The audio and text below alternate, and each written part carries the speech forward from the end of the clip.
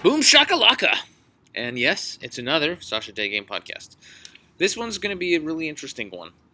I'm here with one of my students from, was it 2011? Yep. 2011. It's Mike or Mihka on the Sasha Daygame website. And I remember walking into a coffee shop. I don't remember for what reason it was exactly, but you could only do a day of training. I don't know whether your ass was broke or you just didn't have the time, but we came to some deal where you were just doing like a few hours, really. Yeah, I think it was like a 1-day boot camp for because I was broke and didn't have the time. You said what you actually said to me is you said, look, if you can bring another student, then we'll do it. Which, by the way, everyone out there, bring your friends. That's right. And was the other guy? He was your friend, right? Yeah. That's right. Yeah, I remember he was quite tall and he was pretty gung ho as well. Yeah, he was. And after the boot camp, I was a little disappointed because I thought I would have a wingman, and he just sort of took the parts of the boot camp that worked for him. He built a Groundhog's Day date, and he just sort of handled the shit. I remember seeing that. We met up in this restaurant, and I remember talking to you, and just within a few minutes, I remember just thinking, this is a really good guy. I really like this guy. He's such a nice, genuine dude. And I remember thinking, this guy, why does he even need a boot camp? And I don't even remember. Why did you need the boot camp? Well, because I was pretty good at maintaining long-term relationships, but I didn't know how to start relationships. I had friends, of course, but I had not really. Let's see. I was in high school. One of the brief times that I was single. I think I was only single. I've been single for less than a. I was single for less than a year between the ages of 13 and 28. So I've had like those, 2.5, 3 years, 8 years. But in between them, the way that those relationships got started is that we were either classmates or a network introduction. The girls liked me enough to put up with my bullshit, to put up with my being a pussy. They liked me enough to make the move. So that's how I ended up getting girlfriends, because they were like, okay, I like you. They basically would just say it. So after I got divorced, I thought to myself, well, how do I actually start a relationship? How do I actually approach somebody on the street? And I'm one of those people. I didn't have that ego problem where people are like, oh, I feel shame for getting coaching on romantic stuff or dating stuff. I felt like I don't have the information. Someone else does. I should go find that person. Well, that's pretty much the right attitude when it comes to developing yourself in any area, right? I mean, it's so funny because we do it in everything else. We do it. If you decide, I need to eat better, you go and study people who eat better. You want to go to the gym, okay, you read books by body lifters, weight, whatever, body weight guys, power lifters, fucking athletes, yoga, whatever. You'll just go and you'll absorb information. You'll read books, you'll watch videos, whatever. And we do it, and everyone does that for everything, but not when it comes to relationships. You suck at relationships, or you have fear of approaching. Where, oh no, that's shameful. I don't want to admit that. And I find it one of the most. I think it's just really because of the societal pressure that we get, because your masculinity so much is your ability to, to go out there and hook up with chicks. So just being able to admit to anyone that, yeah, I can't do that. I need some help with this area. It's just too much for most guys. I just can't overcome it, and they're just trapped in this cycle of suffering and being single. I agree with the society, the social pressure aspect of it, because of all those other things that you're talking about, nutrition, exercise, we're hearing information. People are trying to teach us about that stuff all the time, but nobody is trying to teach anybody about social skills or dating skills. Like, no one's giving that, well, except for our little niche here. Once you find our niche, then fine, you hear it. But on the airwaves and everything, you're not hearing commercials for date coaches or anything. So to me, to feel shame over not having knowledge that no one has even tried to teach you doesn't make sense. Like if you were ashamed because you didn't know that you were supposed to avoid processed sugars, well, you should be ashamed, because we've been saying that for years. But if you feel ashamed that you don't know how to approach a woman, but no one ever showed you how to approach a woman, or even told you that that's what you had to do to make things happen, I would just be happy that somebody was finally cluing me in. Yeah, that's a really, really good point. Yeah, how can you feel shame for something that you just had absolutely no idea was the case? In fact, just by that same logic, if eating lots of sugar and tons of cooked oils and all this kind of stuff is really bad, and you're still doing it, then you should feel shame. Yeah, because you're a fucking retard. Why are you doing this to yourself? And that applies to so many areas. Alcohol, cigarette smoking, other bad habits, being lazy, not pursuing your passions, not doing what you want in life, all this kind of stuff where you're like, yeah, I know all that stuff. Well, why are you still living with your mom and watching fucking TV and playing video games and eating hot dogs? Yeah. That's shameful. That's shameful. Yeah, if you're fat on the couch and every source around is telling you need to do push-ups or go to the gym or exercise 35 minutes a day, and you don't, then you're not doing what you're supposed to be doing. And everyone's telling you, or at least pointing you in a direction. So even if you disagree, you can at least go the opposite and learn. You can increase your knowledge. But with dating advice, and I mean, there's relationship advice, and there's advice about like what to do on the date. But then a lot of it is it's just repeating the same incorrect tropes. And people go out and try to apply it, and then it doesn't work. And then they feel the shame from that, they feel the rejection from that, and then they stop seeking more information because there's no people aren't offering different views on it. Yeah, it's a sad reflection of society. People generally just do what they're told. They follow orders, they follow the system, they don't take chances. And, if you've never given better information and you're used to just following orders, you're going to follow the orders, the pattern and the information you've been given, which is you're a man, what are you supposed to do? Go to a club, get some drinks, try and find a girl who's a little bit liquored up and take her home. And that's what the vast majority of you guys are doing. Well, I remember back to when we first met. It was my first day in the Boston Lair group, my first like in-person meeting with these forum members. I had only just emailed them the day before, and they said, "Oh, you should come. We're having a live event. Sasha Daygame is giving a talk." And I was like, "Okay, I don't know who the hell that is, but someone's giving a talk. I'll go see." You talked for, I don't know if you did over an hour, but it was pretty close. You gave maybe 10 minutes of actual like dating advice and spent most of the time talking about how society holds us down and how it's not your friend. And the thing about it, a lot of people in the room didn't really appreciate that so much, but it spoke to me because I think you said, I think I might have heard you say this again later, but I think that night you said, society is not your friend. It's not trying to help you. Like, I think you made the point about the clubs where you said, look, the clubs are not your friend. They're not there for you to get laid. You think they are. You think you're going out there trying to get laid, but really it's loud so you can't hear. It's awkward so you buy drinks, and they're creating like the worst environment for you to meet people so that way they can sell drinks. And that was like my brain exploded.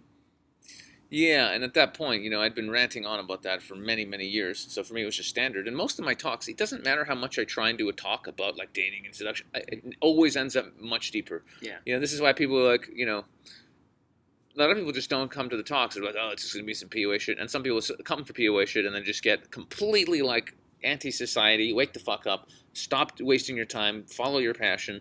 And then sometimes I go, I did one in Australia in Sydney. It was a 3-hour talk. I mean, I swear to God, I went on for hours. And I was doing a talk I'd named, what was it, the 7 Pillars of Seductive Success or something like that. And I went through them, but it was like the minimal, and the rest of the time I just went on this massive rant. I think it was 40 minutes just on like spirituality and the nature of existence and like how, like with energy and just all this stuff. And people were completely blown, like everyone in the room was blown away, and some actually really insane stuff happened after that, which we can't get into. But I just can't help it. And that's the thing, when you get into the truth, like just fundamental universal truths about self-development, about life, about health, all this kind of stuff, you can't just stick to fucking dating and not want to go deep. I can't help but go deeper. It's just the tip of the iceberg. Yeah, it's the tip of the iceberg. So now everyone I talk to, I just did this, recently did this an Acapulco event in Acapulco with I was going to say, let's give them the context around where we are right now. Yeah, so we're basically in Acapulco now, just after an Acapulco event. At a rooftop pool. Rooftop penthouse beautiful pool. Night. Absolutely beautiful. Yeah, it's quiet out here because we're on the penthouse, and I did 5 talks in the last week. It's been really nuts. I think that's great. I could see you moving more into that realm. If you could figure out a way to monetize it, I could see you sort of leaving this behind and becoming more of one of those speakers. Well, if this is, PUA shit and dating shit, yeah, I'm tired of it. I've been doing it for too long. The only thing I like about it is I really love helping guys, and guys find me. But the funny thing is they'll find me through my pickup niche. But of course, when I meet them, they get what they actually need. Yeah. So you know what I mean. So it's almost like I'm sort of tricking people. Like, yeah, you're gonna learn pickup, and then a week later they're like, oh, okay, yeah, that's not what I needed at all. Yeah. It's just completely not, and that's fine. So I'm happy to do that. Well, you know what? I want to build on that. So when when I met Sasha, I had recently started the best job of my life up to that point. I was making like 50K as an IT guy. I got laid off. I was getting divorced. I thought losing my job meant I would lose my house. And then I end up getting a job that pays me like not triple, but a lot more to do something that I sort of did naturally and loved. And it got me into it. That was my entry into sales, going from an IT guy into sales. But also that was me surrounding myself with these business people and getting introduced to a crowd of people that were sort of on an upper level than I'd been dealing with before, working as just like an IT guy at some software company. And then being around that example was like, okay, maybe I want to go do something on my own. After a couple of years, it started to think. And whenever I thought about going to do something on my own, I felt the same fear that I would feel before an approach, before I got over the approach anxiety. And what I learned through combating that fear is that actually we heard it said at the Acapulco event your event, the Direct Dating Summit, somebody said, fear is the arrow. Fear is the road sign. Fear is the pointer. Other people say follow the fear. So now when I get that terrified feeling, I think, oh shit, I'm onto something. And it's weird because I think people, and I don't fully understand it myself, but I think maybe more people of the type of people that become students of yours are afraid more of success than failure, but they don't realize it. You want me to talk more about that? I think to a degree, everyone's afraid of success. Yeah. Because we're so programmed to think, okay, we'll be happy when X, Y, Z. So what if we get X, Y, Z and we're not happy? Yeah, exactly. Yeah. So it's better just to be in the state you're in now, which is like, kind of wanting something, but not quite happy, because you're used to being sort of, kind of, it's at least the status quo is at least you're normal. comfortable with it. Your brain wants and to people keep aren't people are look. People don't want to take chances. They don't want to push comfort zones. This is the main thing. This is why people don't refer people to my courses, except when they're really, really like, dude, trust me, you have to come to this.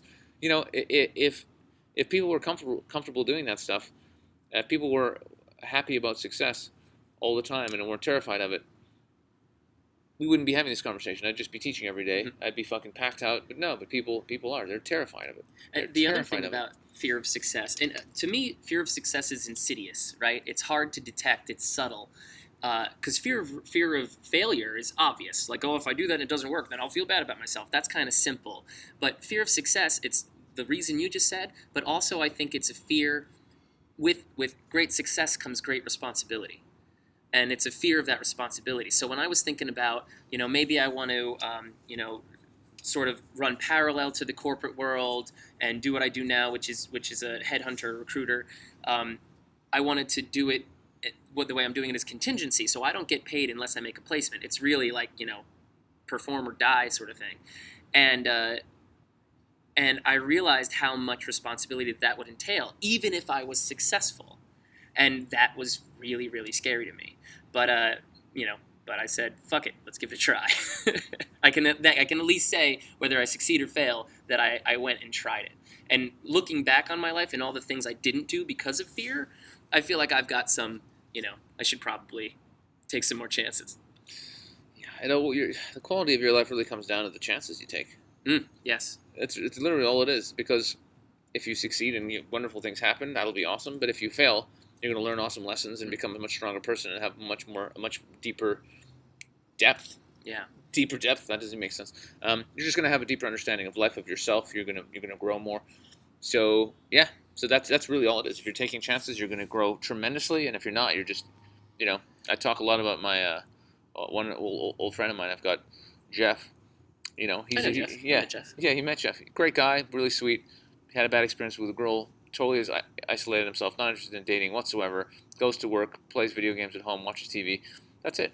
He's not going to do anything else. Maybe he'll go to karaoke once in a while. But, sweetest heart in the world, not taking any chances whatsoever. He will be 60 and he'll be doing the same thing he's doing now. Nothing's going to change. Yeah. Unless he drastically decides to get some serious therapy or some real help. And I think, to a lesser degree, everybody is kind of like Jeff. Everyone just gets in their pattern and they just don't take too many chances and they just have a life of mediocrity. And all you have to do is just to recognize that you're having a life of mediocrity and go, fuck this. Yeah. Fuck this. I'm going to take some chances and do some crazy shit. So, yeah, that's what it is. I recently read about the way that our brain recognizes patterns and tries to repeat things. And there's like, your conscious brain and your lizard brain. I think it's the something ganglia, whatever that is. That's the pattern recognition one. And they've done tests where they found people and they either didn't have their frontal lobe working or they didn't have this other piece working and, showed the different behaviors. Everyone should pick up this book called Mini Habits by Stephen Geis, Guise. He's basically, I think he might even be younger than me. He might be in his late 20s. But I like getting information from my peers that have figured something out that I haven't figured out. But he was talking about that sort of thing, and from other sources I've read or heard, basically your brain is programmed. Its main program is maintain the status quo. Why? Because you're not dead. Moment to moment, you're not dead. And that's all your brain really cares about, is keeping you alive. It doesn't need you to thrive. It just needs you to stay alive. So that's why people are in these shitty situations, abusive relationships, or whatever else. Once it becomes a pattern, your brain looks to repeat the pattern because it recognizes that pattern as safe in the sense of not dead. So I always tell people, like, you're going to feel fear to change that pattern because your brain is scared you'll die. Like, deep down inside, that's what it's really afraid of. But it's wrong. And once you get a new pattern, it'll start repeating that pattern. So you can have an upward spiral or a downward spiral. I remember how skeptical I was of you, of every coach, of every, I don't like the word guru, but of every guy out there selling a knowledge product. How freaking skeptical I was. To get me to spend money would have been like pulling teeth, right? And now that I've been in self-development stuff for years now, and also because of podcasts, all the free content they give out, I'm much more trusting now. I'm like, oh, you have a course. Tell me about your course. I don't even care about the money now. It's like, oh, I'm just looking to see, is this course going to fit me? Is this going to help me? And now I'm very more, it's just, my worldview has shifted from suspicion of these people, fear of these people, to seeking them out. And wanting to pick their brain and realizing that, the more knowledge I acquire, the better off I'll be. Yeah, and imagine what world we'd live in if everybody had that attitude. Right? Holy shit, it'd be amazing. But let's get back for a second to, you told me a story I completely didn't remember about the first time I met you. Yeah, I just think that's really funny. It's an awesome story. So me and my buddy were there in this chocolate shop, not a chocolate shop, it's like a cafe with a chocolate theme, Neil Brennan's, I think it's called. And what's funny is the icon on the outside is the face of Neil Brennan. Neil Brennan's a comedian, I'm sorry. But Neil is still whatever, it's a coffee shop in Boston. The face on the outside looked like Neil Strauss. So I thought it was really kind of funny that my pickup boot camp was happening in a building where Neil Strauss's face was on the outside. But we walk in, we're sitting down waiting for you. You show up and you're like, hey guys, how's it going? And you barely get any words out of your mouth before the waitress comes over and she's like, how can I help you guys today? And I don't know how you did it. It seemed like magic because she was standing on the side of the table and you said, I could really go for a back rub. And you sort of reached over to her, put her hands on your shoulders, and she just started rubbing your shoulders. And me and my friend were like, what the fuck? You can just do that? Number one, you can just ask for that. And number two, she might do it? Holy fucking shit. And I actually... and that was, I was sold right there. I don't know if my buddy was paying as much attention to me, but I remember looking at him and him looking at me and us being like, oh, and to me that was like, wow, that's a freedom and a goofiness and a casualness that I had long forgotten. I think I was a lot more like that as a teenager, and when we met, I was maybe 28. So in those 10 years, that part of me had sort of been buried because I was also kind of a crass bastard of a teenager. So when my ex-wife was like, you don't have or my friends even, what's funny? I'm working for you as a pickup coach. I help get guys laid now. My nickname in high school, did I tell you what it was? Do you remember? Can't remember now. Cock block. Are you serious? You never told me that. Yeah, my nickname in high school was Cock Block because I always had a girlfriend and I would get bored. So I would start making fun of the girls that my friends were trying to hook up with. Uh-huh. And I thought I was helping them because I thought I was creating a situation for them to isolate, right? Like, oh, my friend's an asshole. Come with me. You know, let me get interesting. you over here. Let me he's a jerk. Come, let me show you something in my bedroom, sort of thing.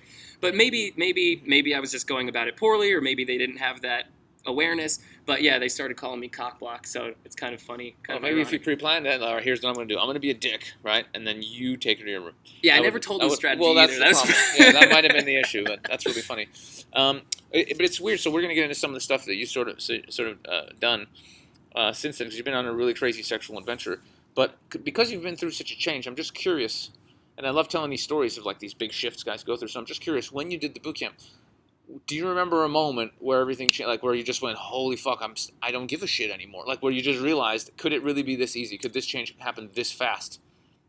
Do you want me to mention the exercise? You can totally. Yeah, the big pick. Yeah.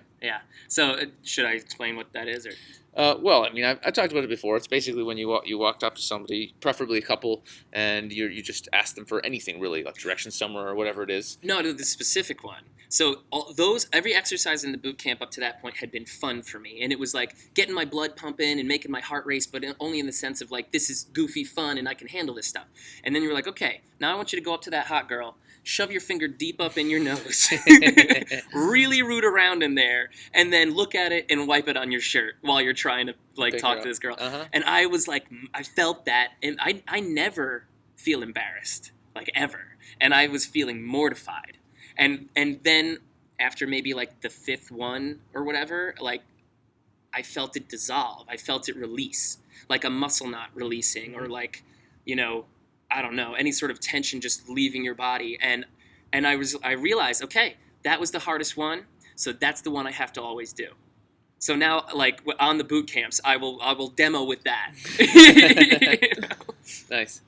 But yeah, like at that point, I was like, holy shit! Because the first part, it was apparent how easy it was, right from the get go. But then, when it came to just being direct, and I had read the game, and then I had read the game before my first trip to Vegas. I read it all in one night, like while I was packing. I listened to the audiobook. Then on the plane, I actually read through Mystery Method, hoping to actually get like the scripts or some stuff, but there weren't any, so I just took it from the game. And I ran around Vegas doing canned openers, but on everybody, not trying to pick up women, on everybody. And that broke my limiting belief of people don't want to be talked to. Growing up in the Northeast, New York City, Boston area, I always had this fear, because people are generally a bit gruff sometimes. I had this fear that if I walked up to a woman, she'd be like, fuck off. And if I walked up to a guy, he'd be like, what are you, some kind of homo or something? Like, I thought that, and Boston's gotten a lot better with that in recent years, but... Say it in the Boston accent, what are you fucking homo? You're like, hey, dude, you a fucking homo or something, kid? Yeah, that's pretty good. Yeah. So I kind of, after college, I was like, well, how do I make friends? How do I even make friends? And I became depressed for a while because my social circle had dissolved. And so the game showed me that people do want to be approached. And what's crazy is I always wanted to be approached. I used to go out, and I had a girlfriend, so I wasn't hitting on girls. My friends are all trying to hit on girls, or they're, or if we're in a club, maybe they're doing some drug that I didn't do at the time, that I do now. I would be like, well, if I could only talk to someone, if I could just have a nice conversation with someone, then my night wouldn't be a waste. It wouldn't be so boring. And what I got from the game, and pretty much the only thing really that I maintain, is I broke the limiting belief. I basically said, well, I'll be that guy. I'll be the guy that talks to people, and then I'll always be in conversation. So I already had that piece before I met you, and when I met you, I had gone through Neil Strauss's styles, Annihilation Method videos and all that kind of stuff, and I'd gone down to Miami to practice it, and I tried to learn all these routines. And by the time I got to you, I was just like, this is too much. This is fucking too much to keep up in my head. I felt like I was juggling in my brain. I was like, it can't possibly be this difficult. And after I met you, and you were like, it's not. It's just this. Here, let me show you. I was like, holy shit. I remember from the boot camp, we're outside the Boston Public Library, near the T-stop, and a super cute girl, you thought she was really cute, we didn't really get a look at her, walks by, and you're like, oh shit, I want to talk to that girl. And then you turn back to us and you're like, but I'm teaching you guys, so I won't. And we're like, no, go talk to her. And you run over to her, and we watch the whole thing. We can't hear it, but you get out in front of her, you stop her, you're like, hey, we see her body language relax. We see her like settle into like a listening pose. We see you guys hug. You come back 5 minutes later, and you're like, yeah, I got her number, and then you fucked her that night. Yeah, I remember that. I remember that. She was bartending, and she was this hot little semi-black girl, and yeah, I just went over to her house. It was funny. I was in the RV, so I literally had my buddy drive the RV over there. Went in there for a couple hours, banged her, and then I'm like, all right, I got to go to the next city. And just literally jumped in the RV and drove off. And I remember her texting me like, oh, you should come back, and I was like, can't come back, baby. But yeah, she was just some girl. She was just down. She was just a really sweet girl who was up for a good time, and that's all it was. And that inspired the both of me and my friend. That night I ended up getting, I forget how many numbers I got. I might have gotten 3, and I got an instant date too with this girl. It actually happened to coincide with the day of the Boston tree lighting ceremony. So, which I wouldn't have known about if, trying to warm myself up for your boot camp, I didn't say hi to some random old lady on the street who was just like, oh, are you here for the tree lighting? And I was like, what? That's today? And that's when I started... I call it either drive-by compliments or you call it drive-by compliments. I don't know who calls it drive-by compliments. That or I just basically compliment random people for whatever, if they do anything that catches my eye. And then the random information that has been super useful that I've gotten from those sort of things, like I couldn't even tell you the money it saved or the time it saved or whatever, just from randomly being like, hi, or oh, nice shirt today, or nice shoes. You would be amazed. You would be amazed. I have so many fucking insane stories. You know, I'll sometimes send guys in to do exercises where I want them to get blown on purpose, just so they really feel it, and they'll go and do something really fucking stupid, and then leave with the girl's phone number, and then end up sleeping with her. Yeah. Like, just shit where they're just like, oh fuck, I'm gonna get punched in the face, and then they end up sleeping with her just because they do something dumb that's ridiculous, and the girl thinks it's hilarious and just can't believe that. Yeah. It's ridiculous. Those it's are just my fucking favorite. ridiculous. Those are my favorite. When the blowout exercises turn into dates, we were in New York City doing a boot camp, and this dude, I think he's still in the DDA right now. I don't know if he wants his name dropped, but he was doing the Where's the STD clinic exercise. Not only did the girl like walk him 2 blocks over to point him in the direction, but then he got her number. Yeah, I remember that. That's hilarious. It's so funny. Yeah, there's just so many stories that are that are insane. But getting back to you, so I remember this. I remember you came for this. Just entertains me. But I remember once we were in Toronto, you were helping on a course, and we were just walking along by the Eaton Center, and I saw a girl on it, and I said, that girl might be hot, because from the back she looked really, really hot, but I'm not sure, and I just, for whatever reason, I just didn't give a fuck. I'm just like, yeah, if you want, because you wanted to get laid that night, right? So, Yeah. So I was just like, well, you know, that girl might be hot, check it out, and you checked it out. Not only did you, get her number or whatever, I had to listen to you banging her in our hotel room all night long. And it was really crazy because I had my ear, I was really curious. She was loud, man. I was like, I don't know what it is about human nature, but when there's someone in the next room, like especially your buddy banging, like fucking the shit out of some girl, you have to listen. Yeah. I don't know if it's just me and I'm a pervert, but I just put my ear up right next to the door and I listened to the whole fucking show. Dude, I heard everything that she said, the entire conversation, and this was the best part. I heard her, I know you guys are doing stuff and whatever, and at one point, she's just like, choke me. And you're like, what? She's like, choke me. And you're like, what, really? She's like, yeah. And you're like, all right. and then you were choking her, and then she's like, no, I want you to choke me really, really hard. So, and you're like, all right, if that's what you want. Well, so that caught me off, because I had told her, I said, I do Brazilian Jiu-Jitsu. And she's like, what's that? I'm like, well, it's like chokes and joint locks. And she's like, oh, that's really interesting. So she must have misunderstood what I was saying. So yeah, we're finally getting to town after a long sort of process. And she's like, choke me. And I'm like, okay. And I didn't know how hard to do it. So I said, okay, how about this? You grab my wrist, and as hard as you squeeze on my wrist, I'll squeeze your throat. And she just digs her fucking nails into my wrist and grips me as tight as possible. And I'm like, I can't. I'm not, like, that was my first, it caught me so off guard that I actually started to lose it a little bit. I was like, okay, we're done with the choking thing. But you were at it for 8 hours, dude. Well, we weren't fucking the whole time. It was, I actually, in retrospect, I don't know if it was last minute resistance or if I didn't catch on to the game she was trying to play. Because we basically left the bar, I don't really believe in last minute resistance. If you have last minute resistance, then it probably shouldn't be happening at all, or you didn't you weren't empathetic enough, you didn't give enough comfort, you didn't, Yeah. So before we leave the bar, I'm like, you want to go back to the hotel room and fuck, basically, in so many words. Like, it was very obvious what we were leaving to do, and she was like, yeah. And we even had to walk, and then we got another drink, and then we got in a cab. So she knew what was up. But then she seemed to be very resistant, very inviting, but then also very resistant. I'm like, what's going on? And when the choke me thing happened, I think I realized that she was one of those girls that wanted to be taken, and I, like, sexually sort of wasn't on that level yet. Right. So maybe if I had it to do over again, I would have sensed it and then been a little bit more forceful, a little bit more assertive, aggressive, more of the, I don't know, super masculine macho type.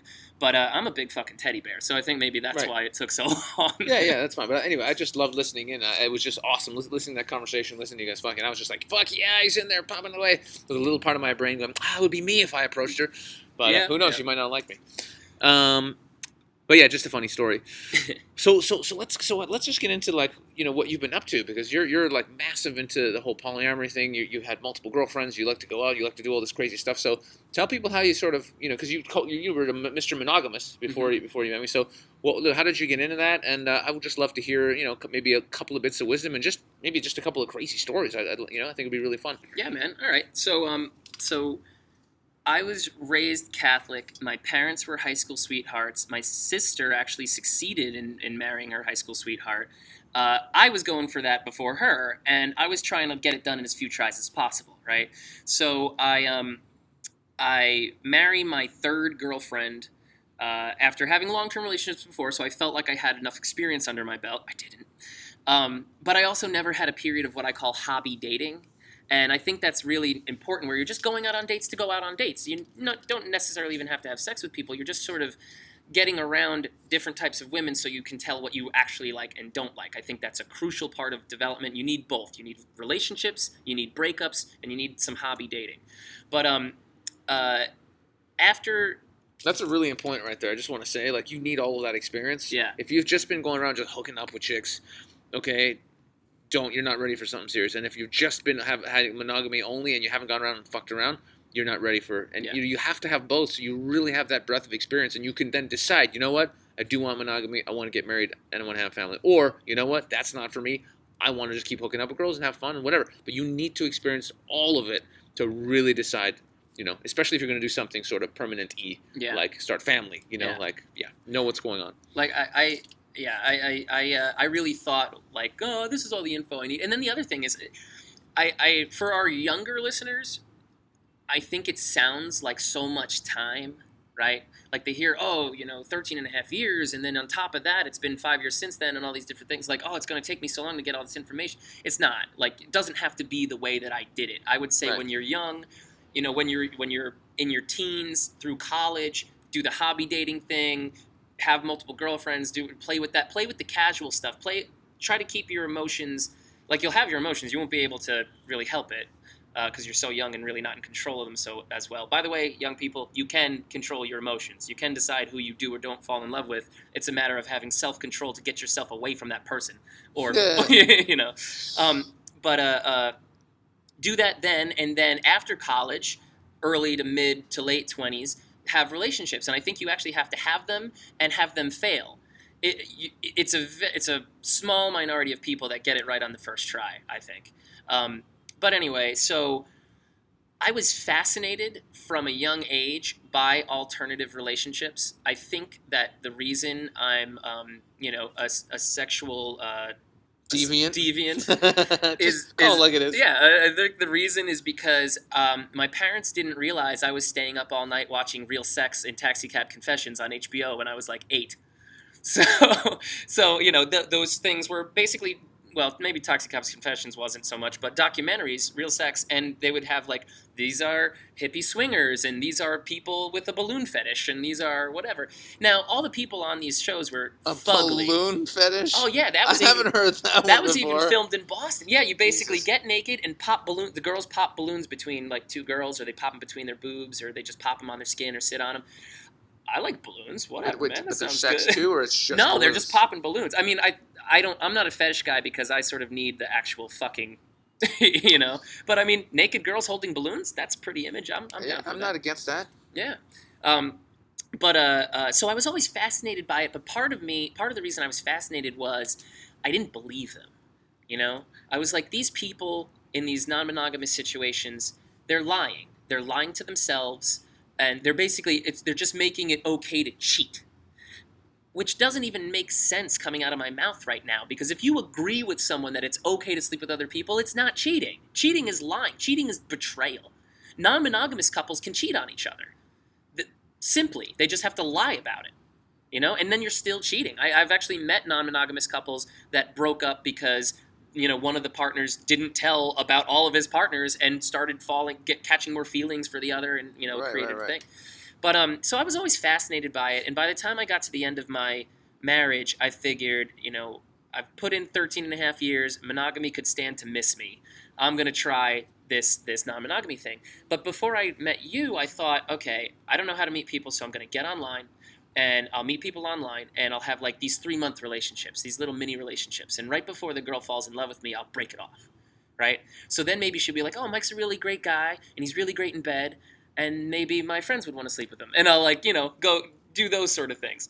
But then I read the game, I found you, and I realized, like, oh, it's much more straightforward than that. It can be much simpler. As a matter of fact, I had a relationship with my current partner, bless her soul. She's been with me since right before I got into the pickup and through this whole fucking journey. That's because she's amazing. But I was telling her, I was like, look, I know I've been trying to keep this casual and not too intense. I know we still managed to fall in love with one another and all that kind of stuff, but I think I want to be non-monogamous as a lifestyle. Like, I think I want to go into this full speed.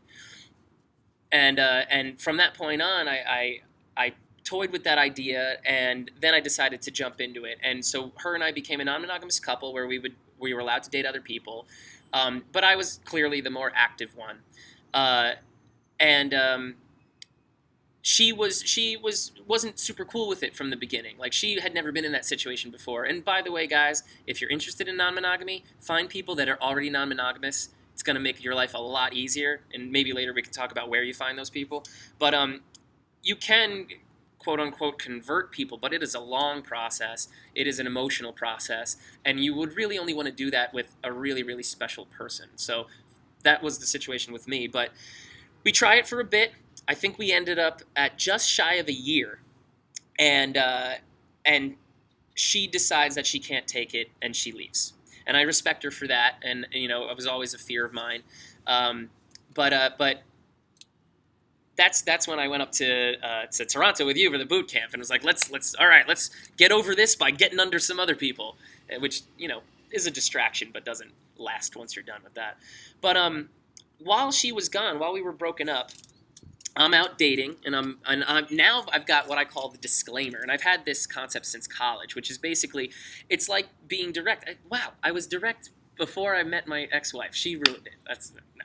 But in college, me and her were on a break or broken up, and I remember hooking up with this girl, and before it even started, we started making out, and then I said, hey, I gotta stop you.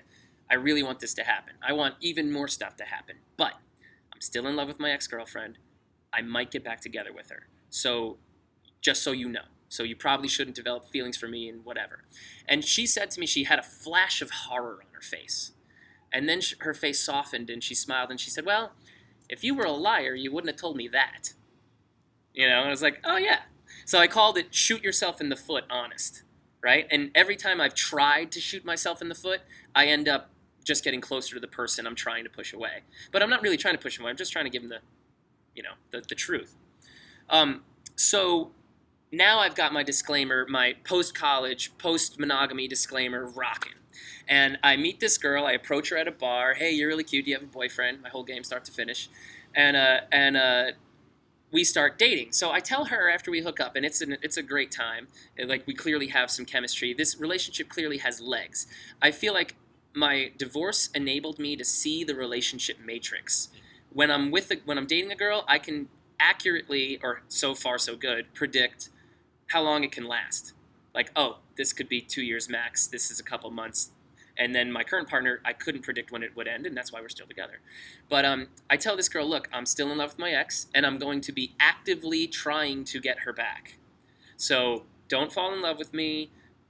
let's keep this casual, summer fling type of stuff. She's like, sounds great. I'm recently out of a 6-year relationship. Summer fling sounds great. Well, my current partner, my primary partner, she was gone for about 4 or 5 months, and over that time, I continued dating the other girl, and she developed feelings for me, and fell in love with me. We fell in love, and then my primary partner comes back. She had an experience with a jealous, possessive guy, and she said, you know what, maybe this non-monogamy thing, might be something to experiment with. She came back and she said, okay, this time I'm on board. Last time you were dragging me along. This time I'm going to put in the work. What are the podcasts? What are the books? Let me get reading, right? So I'm like, oh my God, that's so great. And she's like, yeah, we'll do the partner non-monogamy thing, basically an open relationship or an unfenced relationship. And I was like, ooh, yeah, it's going to be polyamory now. So how do you think she reacted to that? Not well. Well, she had already made up her mind to come back, so that was definitely going to keep happening. But now she no longer knew what to expect, and I think part of it was good, because if she knew to expect what eventually happened, it would have never happened. So she signs in. The thing is, when she came back, as soon as she came back, she moved in with me. Like we were approaching that sort of. We had been hanging out so much. She practically lived with me before. Her mom lived like pretty close anyway, so I knew if anything went wrong, she had a place to go. Like she wouldn't have to, it wouldn't be uprooting her whole life. So she was like, okay, well I'm living with him. He's only seeing the other girl like once, maybe twice a week. So I think that gave her at least enough comfort. All right, so now polyamorous, and I was polyamorous for 2 years, and I would say that.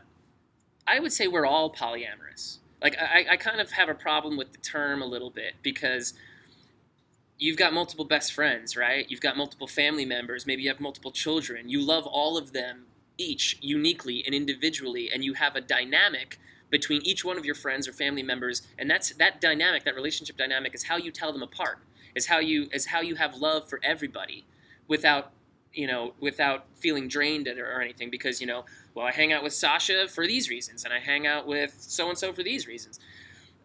So why not romantic relationships? Why not the same for girlfriends? Why not the same just because it's involving sex, right? So I feel like we all have the capability. Well, we all already are polyamorous. It's just whether you choose to do that with your romantic relationships or not. I also like to describe it as like a current state thing. Right? Like you introduced me as polyamorous, but I would say that I'm not practicing it right now. So I wouldn't describe myself as it, except in the definition that I just gave, right? What I do now is partner non-monogamy. When I had 2 loving girlfriends, that was polyamory, because I was in love with these 2 people, right? So I sort of look at it like that. When people tell me they're polyamorous, I ask them, well, how many relationships are you in right now? And if they tell me, well, none, then I don't say that they're not poly, but I'm like, okay, well, what are you doing? And then sometimes the actual description is different than the real polyamory thing. And then sometimes it's one of those people that's just like a poly solo, like a person that has many relationships, feels love for all of those partners, but is not in like a relationship where like, oh, I wake up and go to sleep with these people all the time. They sort of live on their own and they see them separately, but they have love for everybody. So it's like a solo poly situation. And those people tend to be really cool people. Okay. So it just means you're not living with like a main partner or multiple partners. You're doing your own thing and you meet lots of different girls. Yeah. I think you might also be able to be actually, I don't know. I've never actually heard that before. Solo poly? I'm sure there's time. I don't really go and study it like, vehemently. So. Well, I actually just read an article last night. The term polyamory only came to popularity in the 90s. Out of San Francisco. It was coined in San Francisco, of course. And everybody hates that it's mixing of 2 roots. So it's not really a real word, is what they say. But, all right, so monogamy, non-monogamy relationships, poly situation. Oh, so the poly situation. I've never been a guy. I'm not into cars. I'm not really into money. I'm not really into bodybuilding. I'm into martial arts, but not for the really competitive aspect of it, more for like the self aspect of it. And I'm into the drugs that are helpful for you, healing plants, as you might call them, or whatever else, things that can increase your awareness. So when I had two girlfriends that both loved me and both accepted me 100%, that level of love and appreciation and validation coming into me, I felt like it was my version of being on steroids, right? I just felt amazing all the time. My friend who used to be on steroids told me, he's like, I've done all the drugs, and the best drug I ever did was steroids because I felt amazing 24/7. And that's how I felt with the two girlfriends. And the fact that I could keep them both individually happy with me was like, for me, a sign to keep going, right? Like when I was with her, she was super happy. When I was with my other partner, she was super happy. When I wasn't with them, that's when they would be unhappy. And I realized too late, I realized after the fact that that's not cool. That's not a cool situation. There's a book called More Than Two that came out right after my poly situation ended, and I listen to the authors on a podcast, and I know what the content is, but I'm still yet to read the book because I know I'm going to be kicking myself every other page. Like, there was a mistake. But it was my first situation, and coming from monogamy where there's nagging and there's bad communicate. Well, that's not endemic to monogamy, but where there's a certain level of frustration that's inherent to my previous relationships, I felt like, okay, well, this is the cost of the situation. Someone's going to be unhappy some of the time. But ethical polyamory, as described in More Than Two, is that everyone should be happy all the time, and if not, don't do it. So if I were to ever go into a poly situation again, I would definitely be following that sort of ethic. But yeah, so I learned a lot from it. I felt amazing. I was proven, physical proof of the abundance of love. You could be with one partner, and you can have sex all day and be totally physically exhausted and be super drained and be like, I got nothing left in me. And then you go see your other partner that same day, and it's like your power meter just fills back up. Maybe you don't have the same physical energy. Often you do. But, like, basically, it's like, oh, shit, love is abundant. You just need the thing or two to draw it out of you, and then it just comes back up to full strength. So that was really an amazing experience to have. And also my communication skills, they had to improve to be able to deal with keeping both of the women happy. So much processing everything, always talking about stuff. But you know what? I like processing. I don't mind processing. I'm a talker. Let's hash this shit out. The reason I'm not married anymore is because she stonewalled me all the time. I was like, there's a problem. Let's talk about it. And she would be like, nope, walk out of the room. So, and what I feel like that's the real cost of non-monogamy is always be processed. You're always having a conversation about how okay or not okay you guys are, which is good because then you're always on the same page. I feel like that's lacking in a lot of monogamous relationships, so it manifests as nagging. It manifests as people like getting on each other's case for almost no reason or for very small reasons because they have an unfulfilled or an unmet need inside them or an unaddressed frustration, and so they don't know how to deal with it, and it just comes out as negative energy. Well, that was a juicy rant. Thanks. I was waiting for you to stop me. No, I had to finish David. I was like, fuck it. He's going to say, if anyone was saying good shit, I don't like to interrupt. That's why my event last night ended at like midnight 30. Yeah. Literally, just people are crushing it in some epic speech. I'm not going to just fucking go, dude. If people want to leave, let them leave. Yeah. But for the people who are into it, let them enjoy it. So, yeah, that's how I roll. But, I think part of that's like being a performer too. Like if a comic is just fucking crushing it and like they're just on fire, you let them go over. You know what I mean? Don't cut a guy off when he's crushing it. He's having the time. Like the audience loves it, so the show goes later. Yeah. Who gives a shit? We're all there for that. Yeah. So fuck it. That's how I do it. But yeah, interesting, and it's cool to see that you've learned so much about all of it. Like you're gonna know way more about all that stuff than me. I just haven't been studying. I just kind of did it for a while, and I was just open with women and stuff and. I haven't even gone in at all explored all the swinging stuff and all this stuff that you've done. But why don't you get into some of the crazy swinging, because you're not just doing the poly, like you're a fucking swinger. Yeah, yeah. This is like next level. Yes. So I guess it's been going on for a while. But what would you say is sort of the the differentiator, because some people will probably just be like, because what most people probably think what I think when I hear swing, I just see old people no one wants to have sex with. Mm-hmm. Yeah, you know what I'm that's saying? what I thought for a long time. So I'd love to hear like what is that scene like, and what if somebody sort of wants to get into that? What should they do? And I'd love to hear a couple of crazy ass fucking stories. All right. Well, yeah. So after the poly situation ended, that was sort of the final piece to give me and my primary the real peace of mind to connect even more deeply than we had been before.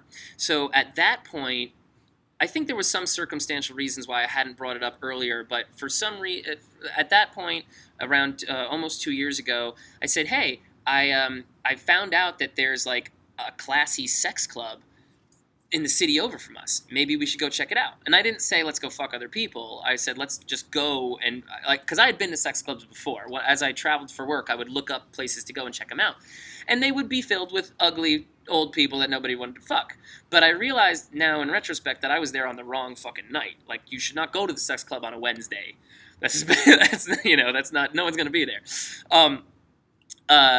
So we go to this event, and it's the reason we are even able to get into the club, because it's a private club with an expensive membership fee. The only reason we were able to get in there was because a swing event was happening there, and it was open to anybody who wanted to buy a ticket.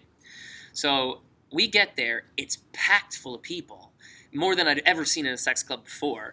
And the ages are running the gamut. I mean, yeah, there's a lot of people that are in their upper 30s to mid 50s. I'd say that's the peak of the bell curve, but it's still a bell curve. You still got people under 35. You still got people in their 20s. People as young as 18. Join the scene, and more as time goes on. With each year, more people are reporting themselves as non-monogamous. More people are getting into this kind of fun stuff. It's an adult playground, really. But we're there, and we just witnessed this environment, this scene. These people are so friendly, and they're so warm, and they all take no for an answer. Actually, you don't even have to give them no, because they're socially calibrated enough to understand if you're not into them, or if you are. All the pressure that we felt that night, we put on ourselves. Nobody else did. So that actually made us feel super freaking comfortable. But actually, for anybody who hasn't been to a sex club, maybe I should go into that a little bit, because that's kind of a cool thing. So sex clubs, and some are better than others.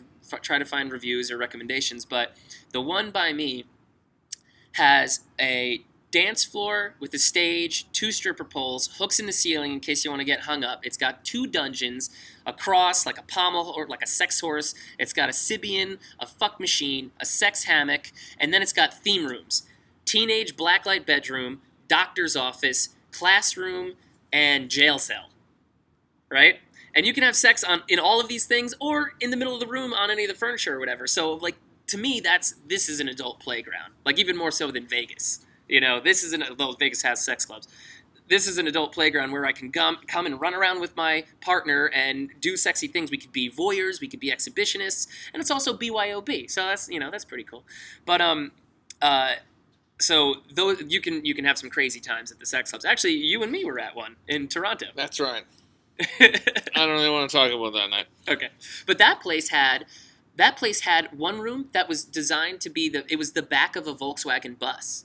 So the room, it was beads to get into the actual room, and then it was a couch, or it was like a mattress modified to look like the back of a VW wagon, which I was like, oh, that's really cool. And then they had a room that was designed to look like a strip club, and a room that was all red velvet or red vinyl from floor to ceiling. And so these are the kinds of places you could go play in if you want to, do a Google search. I was fascinated by all those rooms. You can really have a lot of fun. Oh, yeah. You could be a teacher. Oh, you're a bad girl. I'm going to make you pay for that. Mm-hmm. Or you could be the student. Oh, Jesus Christ. No, that sounds fun. So it really inspires me to hear how friendly people are. And it kind of makes sense, too. I've never been to I think that one time with you, and I went to Torture Garden a couple of times in London, but I don't know. I don't think I was ready for that at that point. But it really inspires me to hear that people would be so friendly. And why wouldn't they be, right? If they're comfortable enough with their sexuality, of course they're going to be open, friendly people. And also, let's even think about it from a selfish perspective. You're trying to fuck people. like it serves you to be nice and friendly and respectful. And what I love about the scene is that it's actually a scene. It's a community. You start going to enough parties, you're going to see the same faces. And even if you guys never play together, if you never hook up, you're going to become more and more friendly over time. Right. So there's so many reasons to join the scene, like the biggest one being the atmosphere, I think. And I think it's still very appropriate for monogamous couples as well, because no one says, there's no pressure. No one says you have to have sex with anybody. You can just be there to watch, be there to perform, or be there to just take in the environment. You can network with people. It's a sexually charged environment for sure. There's like the electricity of anticipation in the air. But unlike a vanilla club, a non-kinky or non-swing club, there's not that tension of frustration. There's not that feeling of scarcity. Everybody at a swing event is living and experiencing in front of their faces abundance. You know, there's someone for everyone. If not tonight, maybe another night. You know, patience will get you any fantasy that you really want in the swing scene. Patience and an understanding partner. And so it's really an inviting. We invite our monogamous friends to these parties all the time because we're saying, how about a place where you can take your girlfriend out dancing and not have to worry about what happens to her when you go to the bathroom? Mm-hmm. Yeah, how about that? How about not worrying about coming from the bathroom and being like, oh, do I have to fight a dude for being rude to my girlfriend, or have this guy mean mug me all night? None of that. Right. Interesting. Yeah, that's really interesting point, actually. Sweet. So come on, give me a fucking ridiculous story. Okay, so I want entertainment, goddammit. I don't think I told you this story. So here we go. I'm at an event. I'm at a hotel takeover, and that's basically like when the swing group rents out the ballroom at a hotel. We have dances, great DJs, strong drinks, and then at the end of the dance at like midnight or 1, everyone goes up to a roped off floor of the hotel and runs around the hallways naked and jumps into other people's rooms, and there's an after party and stuff like that. But I'm not there for more than 30 minutes. We're sitting at a table with people, strangers. We don't know these people, but they're super friendly. And we're talking, and they asked my partner that was there with me at the time, they were like, oh, are you wearing panties? And she's wearing a dress, like kind of a dress, like a light summer dress. And she was like, yeah, I am. And this woman, now, by the way, what I'm about to describe may be not okay for some people. I think that we got totally caught off guard by this. And now that we're a little bit more experienced, I don't think we would have allowed this to happen because we would have been a little bit quicker to respond. And this woman, I think she had good intentions, but she was so forward. What she did is, she goes, oh, are you wearing panties? Oh, yeah, I am. She reaches up my date's dress, grabs her panties, pulls them off her in one fell swoop, puts them to her face, big sniff. And she's like, oh, that's gorgeous. That's amazing. And then passes them around the table so everyone else could get a whiff. Nice. I was like, what the fuck? Me and my partner are looking at each other like we had talked on the way there. Okay, let's be prepared for things. We'll be prepared to see sex. We'll be prepared to have this. We'll be prepared to get... We were not prepared for that. We were not prepared for that at all. We didn't see that coming at all. And like they all just pass him around, and like the last person says to him, like, oh, that's nice, puts it in the middle of the table like nothing. Like just puts it down like an empty cup. You know? And I'm like, what the fuck? I'm like grab him, I sneak him back, like hide him in my jacket pocket and stuff. But I'll tell you that did that. You know, my partner's self-esteem went up. You know? Why wouldn't it? I can't imagine a bunch of girls sniffing my stinky underwear. You know, oh, this is hot. This is actually Isabel does that all the time. But other girls that don't know me, that'd be cool. But yeah, so that was pretty crazy. And I mean, I think that like now we're a little bit more sensitive. We realize that the women are the grabby ones in the swing scene, and like 90% of the time it's okay. 90% of the time one girl can walk up to another girl and be like, I love your boobs, squeeze, squeeze. Whereas a guy in the swing scene is going to walk up and be, I love your boobs, may I touch them? You know, or if you're there with your partner, he might, may I touch them? And then turn to the partner, is this okay if I touch your wife or your date or whatever? A lot of consent, a lot of boundaries, safe sex, all that good stuff. So I think if that were to happen again, we'd be like, hey, what are you doing? I don't know you. Get away from here. But we were a little slow on the uptake that time. I'm glad you were, because that's fucking funny. It is funny. And then that same night, we sort of fell into a fivesome, I would say. which is crazy because you hear that story from people. We had actually, that wasn't our very first. We had been going to a couple of minor events, like meet and greets. A meet and greet is just what it says, and there's no opportunity to have sex on the premises. So you just get to be in the community, dance with people, meet the fun people, be in that environment. But then you could leave and go to a hotel and do stuff off-site. But we were like dipping our toes in, so we wanted to just do that. So we were at this thing, and we hadn't planned on doing anything with everybody. We were sort of open to the idea, but we didn't know what was going to happen. And we ended up in what's called a soft swap situation. So soft swap means, like, usually everything up to oral sex is okay. So, like, touching, groping, making out, oral sex, and then you stop there. No penetrative sex, no vaginal, no anal. Some people define soft swap differently. They're like, oh, we don't kiss, or we don't do oral, or whatever. Soft swap just, what it always means No sex. is no sex. No intercourse. Right. Yeah. Full swap means intercourse. Yeah. Right. So we were ready for. We ended up in a soft swap situation, so a lot of oral and stuff like that. But we were like, oh my god, we're in a fivesome. How the fuck did we just end up? It happens so organically that you're like, what the fuck? And we've heard stories from other couples. I like to ask them their origin stories, and the origin story that I don't understand is when two couples who have never been to an event before go to an event and end up doing a full swap situation at their very first event, and I'm like, how did that happen? And they're like, I don't know, one thing led to another, and then we were just fucking other people. And afterward, we felt fine, and we were like, oh, this is great, so we'll keep doing this. And I was like, but you didn't know ahead of time that you would feel fine. They're like, nope. It's like, so that could have backfired on you, huh? And they're like, yeah, maybe, but I haven't really heard one of those stories yet. I haven't heard a story where it's like, oh, we did the first time, and then it backfired, and then well, I guess those people wouldn't be talking to them, would they? They probably would have left the scene. That's right. That's awesome. So, well, we're already on the hour mark. I'm sure we could go on for fucking forever. Yeah, let's keep going. It would be nice to give people, like, I don't know, if they're thinking about getting into swinging. Would you say it's you in your opinion, should they already be into poly? Like, what if a guy's just been normal, hooked up with a few girls, had a couple of girlfriends, he's just like a normal dude? Should he necessarily go and get be dating a girl in some kind of poly relationship and then go to swingers, or not necessarily? Not necessarily. I actually think that I did it backwards. I would call swinging training wheels for non-monogamy. And the reason is because you can start off monogamous and then slowly progress down the spectrum at your own pace together as a couple. So that involves, as you're doing it, the emotions are going to come up that are going to prompt you to communicate. You're going to have to communicate. Your communication level is going to have to increase to a certain amount before you can even do the swing thing. You're going to have to deal with your jealousy and your possessiveness and stuff, and you get to do it together. And then whenever there's an issue with an insecurity or a problem that you might have, you get to have that disproven right in front of your eyes, right? So if you're like, I think my dick is too small, or I think I'm too short, or whatever, you can see your partner sleep with someone with a bigger dick or sleep with a taller person and then come back to you being all loving, and you're like, oh, well, I guess it's not a big deal. I guess I shouldn't worry about that stuff anymore. So it's really great for the self-esteem. That's awesome, because you think most people aren't going there because they're worried about their self-esteem being crushed. Right. But actually, you're saying it's likely the opposite's going to happen. It's likely the opposite, very much so. Because that's fucking awesome. And then that's also the other thing. If you're like, what if you're the type of guy who's a little self-aware?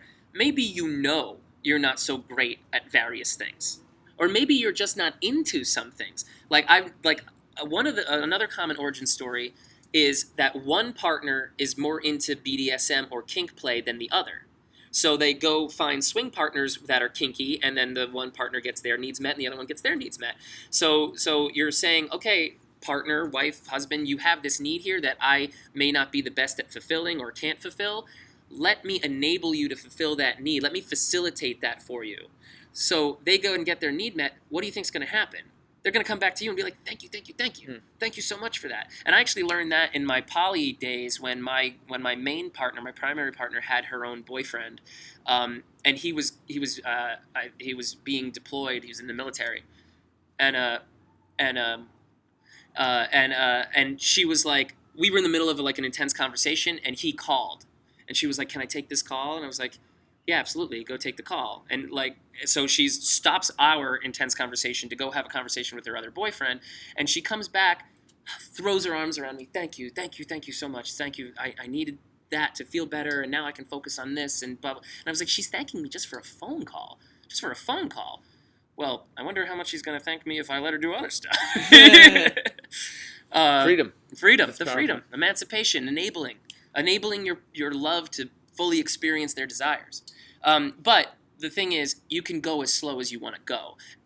For a couple like we were that had been non-monogamous and polyamorous for 3 years already before we got into swinging, we didn't just jump into full swap. Like, it took us like over a year before we did that. So it might sound counterintuitive. We could go on separate dates with different people and have sex with them, but when we were together at a swing event, we weren't going to have sex. We were just going to do oral or whatever. So it all depends on your context, on what's important for your relationship, on what you guys are going through, but it's hard to do separately. An unfenced relationship is when you're learning that together, when you're learning to deal with the jealousy and the possessiveness, you're doing it sort of in isolation, because you're only doing it when your partner is off with someone else, right? So you have to deal with all that bullshit on your own. When you're swinging, you're dealing with it together, sometimes in the moment, or immediately before, or immediately after. It sounds like almost like swinging would be easier in some ways. I believe it absolutely is.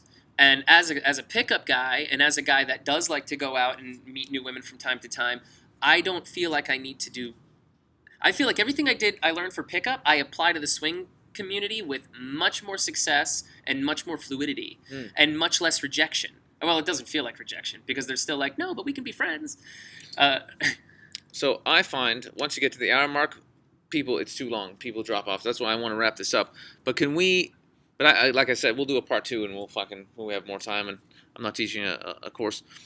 But so if somebody's thinking about, learning about poly, but certainly about swinging and stuff, can we give them some resources, things you would recommend, whether it be books or websites, where they could just go and see some stuff, and I don't know, just where they can at least get their feet wet, and then maybe go find some cool events? Yeah, absolutely. So it depends. For me, I need the whole piece of the puzzle, of the whole picture. I want to know the psychology. I want to know the science. I want to know all that kind of stuff. So this recommendations is going to cover all that.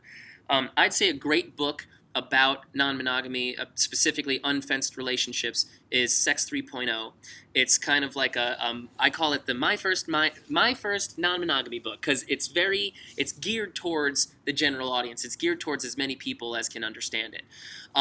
But and especially parts 2 and 3 are really good at breaking down, what the current system was, why it's changing, and what the new system could be. The whole first section of Sex 3.0 is talking about how it sort of used to be, the pre-societal days. And if you really want to get into that, Sex at Dawn by Christopher Ryan, pretty popular book, that explains the evolutionary psychology aspect of, the proof about why we were probably promiscuous and all that kind of stuff before society. So those 2 books there. Then Opening Up is sort of the very, very frequently referenced book. It'll describe the various types of non-monogamous relationships, the pros and cons of each, and it has a really super helpful section on dealing with jealousy and possessiveness and the issues you could have. Then you got the Sex Nerd Sandra podcast. She's amazing. You could catch me on one of her... I was briefly on stage for one of her episodes, the Boston episode. I believe I'm asking about ass to mouth. So if you want to check that out, there's a good answer there. Then Life on the Swing Set podcast. That's a pretty good one. That guy has a book out. Cooper S. Beckett, I believe, is his name. And yeah, so those are a bunch of books. If you're interested in I already mentioned more than 2. That's if you're interested in the ethical polyamory angle. But there's so many articles and so many podcasts and so many things coming out more. Just last night, I read 2 non-monogamy articles and watched a video that were just posted to the internet. So it's happening more and more. Can we just get 1 or 2 websites where they can go and find out more about swinging and maybe some parties or stuff like that? Oh yeah. So the biggest swing website is swinglifestyle.com, otherwise known as SLS. You want to get into there, create a profile, and it's going to give you a calendar of events that are around you, and you can expand that radius and sign up for the things. And what's great about that is you can RSVP and see who else is going to be there. So before you go, you sort of have a little bit of an understanding of the attractiveness level, the age level, and all that kind of stuff. Dude, that's fucking awesome. Wonderful. It was so much fun catching up with you after all this time and seeing your growth over this period. You're a completely different dude. When you came out, you're just this nice guy who'd been in all these relationships, and you just wanted to get out there, and now you're just like you're just a fucking man whore. Hey, Basically. I'm not in a good way. Yeah, in a good way. In a good way. And a big teddy bear jiu-jitsu man whore guy. But it's wonderful and really fun hanging out with you. And I hope that we see you a lot more rather than just like once every fucking year or two. Well, the students can see me as much as they want. SashaPUA.com/coaches/Mihka. Request a boot camp. I'll fly to your city. We'll talk all about this stuff and more. We've only scratched the surface with all the bullshit I know. We've only got started, but yeah, he lives in the U.S., so if you want to get some coaching of any kind, hit him up. You can fill out a form, contact us, let us know what's going on. And he does a great job. He gets fucking amazing reviews, so if you guys want to take this one-on-one or whatever, you can do that. Yeah, and as you can hear, I don't stop talking. So, no. If you ask me a question, you're going to get a fucking thorough answer. It's true. I literally have we got so much shit going on. I've got a program running now. I got 2 guys downstairs. I got to run back over there.